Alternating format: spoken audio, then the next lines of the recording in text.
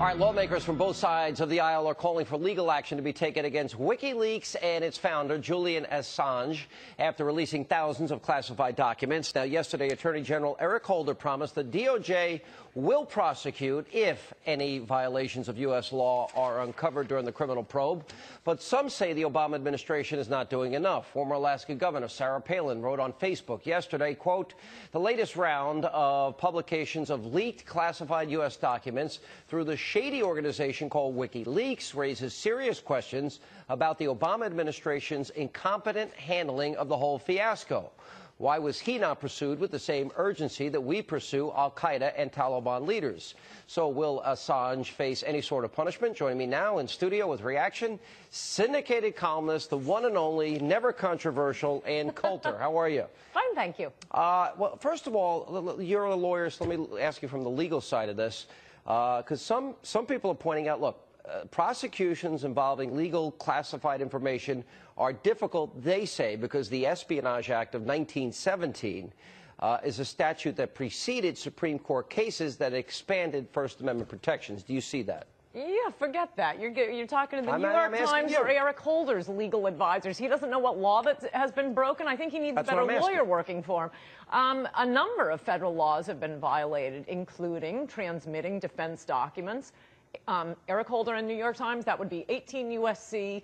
793E, the acceptance of theft of stolen government property. There are a number of statutes that provide serious penalties, that one up to 10 years in prison. The first one on transmitting defense documents, you have to show that it harmed national security. Here's what I don't understand. I think that's undisputed. And will anything be done? By the way, you just quoted Eric Holder. No, Democrats are in the White House, so America's standing tall as usual. We're a helpless, pitiful giant. That's the way America stands when a Democrat's in the White House, because they will not do anything. Bush administration, the first one, they go after Noriega for drug laws. This guy is harming national security, every single American citizen, and Eric Holder treats them like they're the Black Panthers. 5 months ago, 75,000 documents were released, including the names of 100 Afghans that are helping us privately identify Taliban leaders. So all their lives have been put in jeopardy. Right. Then a couple of times, last month before, 390,000 classified documents. Now all of a sudden there's outrage, because I think it was Ed Morrissey at Hot Air points out, because, oh, this embarrasses the Obama administration. This embarrasses Hillary Clinton. So the fact that people may die didn't motivate them, you know, in the early stages of this, when the guy, you know, telegraphed that he was going to release a lot more of these. No, that's right. And these hundreds of thousands of documents, there's another prosecution you're leaving out of that, and that is Bradley Manning, the poster boy for Don't Ask, Don't Tell in the U.S. military, that apparently gave Wikileaks founder all of these documents. And if we're going to have to keep hearing about the poor Air Force translator who so wanted to serve his country but had to be released because he was gay, it cannot be forgotten that Bradley Manning is now the poster boy for Don't Ask, Don't Tell. He's the one who transmitted these documents. He's the one, according to the New York Times, allegedly he's the one. That's what he's on trial for. Quoting the New York Times? Yes, I am. So not on what laws have been violated, since they can't figure it out. All right. But all right, let me look at the broader picture, which is the Obama administration. It seems to be taking on the air of like the Carter administration. In other words, incompetent, failure, weakness, you know, totally incapable of accomplishing anything of any significant success, either in economic policy, foreign policy, or any of these issues.